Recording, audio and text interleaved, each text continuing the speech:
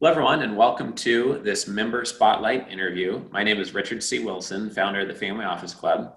And today we have with us Jean Meyer from Mainstar Trust. Welcome, Jean. Hello, how are you? Great, thanks for being here. So, what does Mainstar Trust do? Is there kind of like a one-liner that would describe what you do? Right, Mainstar is a custodian for self-directed retirement accounts. And so that allows our account holders some flexibility in what they're investing in because per self-directed, we allow alternative investments in their IRAs.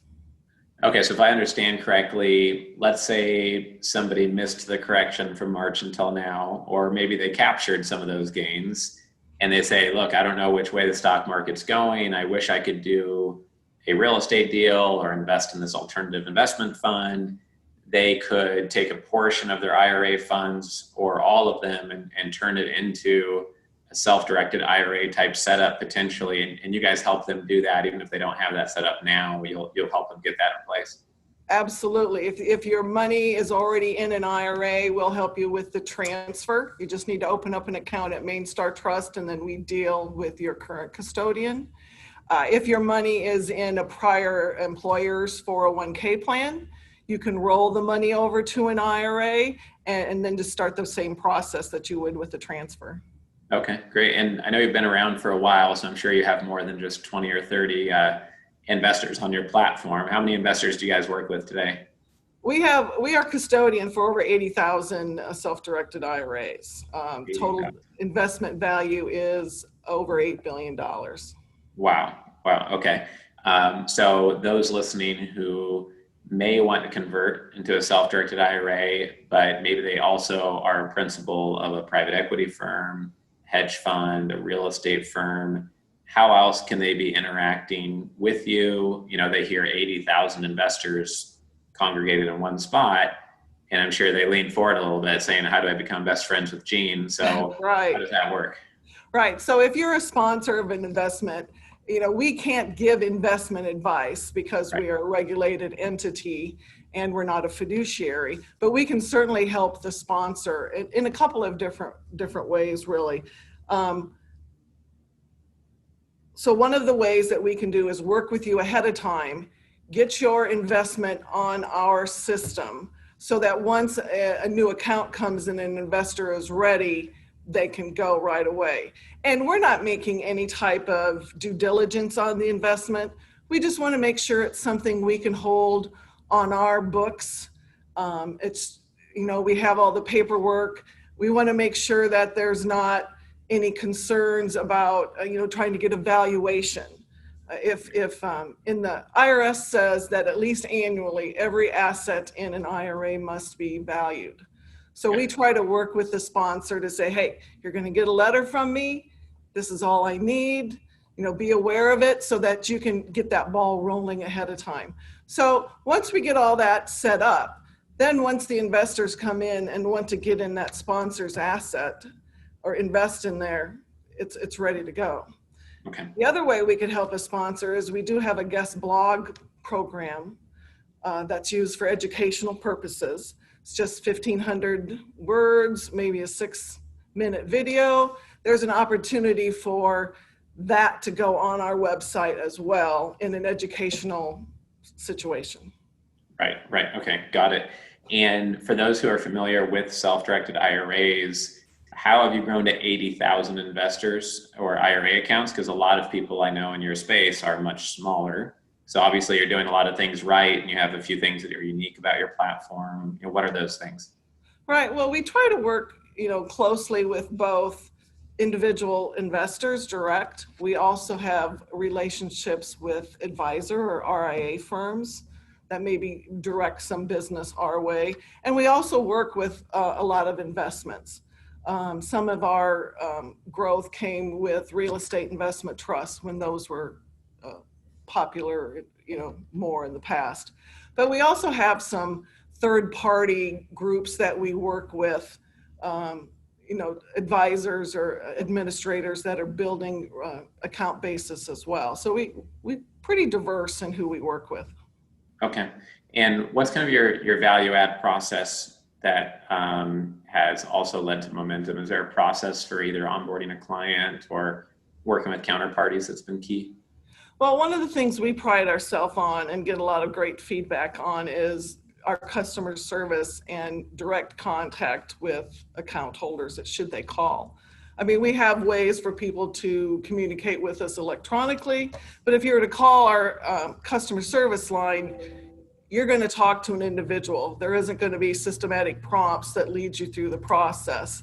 So we're always trying to improve that process and work with our account holders and, you know, increase our education on that. The other thing is that our fees are very competitive. We charge basically an account fee and activity fees. We don't go by market value. So if your IRA is worth $1 million or it's has only $10,000 worth of investments in, our fee is going to be the same.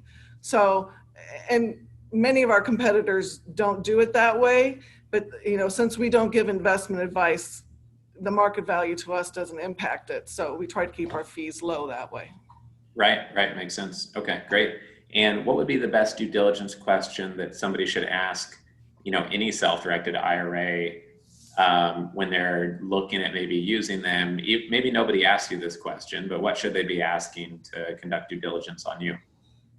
Well, it's important to know that, you know, the IRA custodian, while it is a regulated entity, it's not going to be analyzing your investments and letting you know if it's good or bad. You know, are you sure you want to do that? You know, we may think that, boy, that investment's offering you 50% interest. Maybe that's not going to happen in today's world. Excuse me, but that's not our role. So I think it's important for them to know what our role is.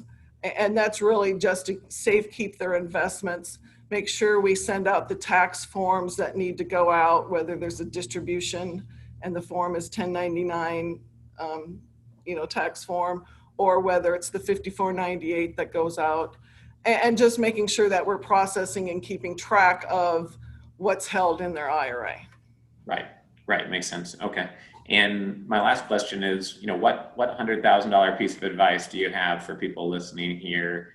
You know the IRA space, the self-directed IRA space very well. A lot of people listening to this have heard about it, but haven't taken the time to set it up yet. And maybe with lack of travel during COVID, they could actually get around to doing that right now. So, you know, what should people know? What's your number one piece of advice for this space?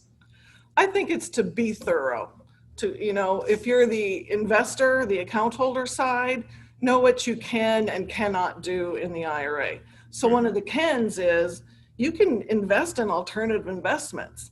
A lot of people don't realize that. They think it's just the mutual funds or a CD or, you know, common stock.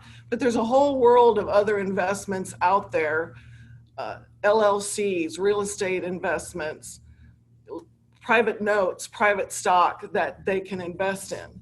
The cannot is kind of the flip side, what you can't invest in, collectibles, and to be aware and understand what a prohibited transaction is.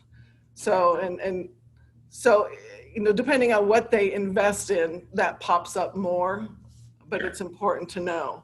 Okay. And if you're an advisor, or not an advisor, if you are an asset, those sponsors that you talked about a little bit ago, it's important to know that there are a couple of tweaks or quirks that IRAs need to do.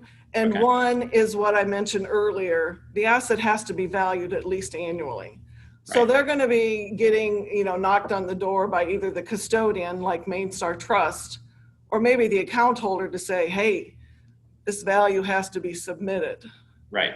The other important thing I think for a sponsor to realize is that depending on the IRA, if it's a traditional IRA, there is a requirement once somebody becomes 72 years old now to get a required minimum distribution. And if your investment doesn't have annual or any liquidity into it, how are you going to make that happen if it needs to be? And there's a way to do it through, you know, re-registering an asset in kind distribution, but it helps knowing those things ahead of time, and then your headaches go away after that. Sure. It makes sense. Yeah, I appreciate you bringing that up. I hadn't heard anyone ever bring that issue up about the required distributions. But if it's an alternative investment, you know, how liquid is it going to be? So.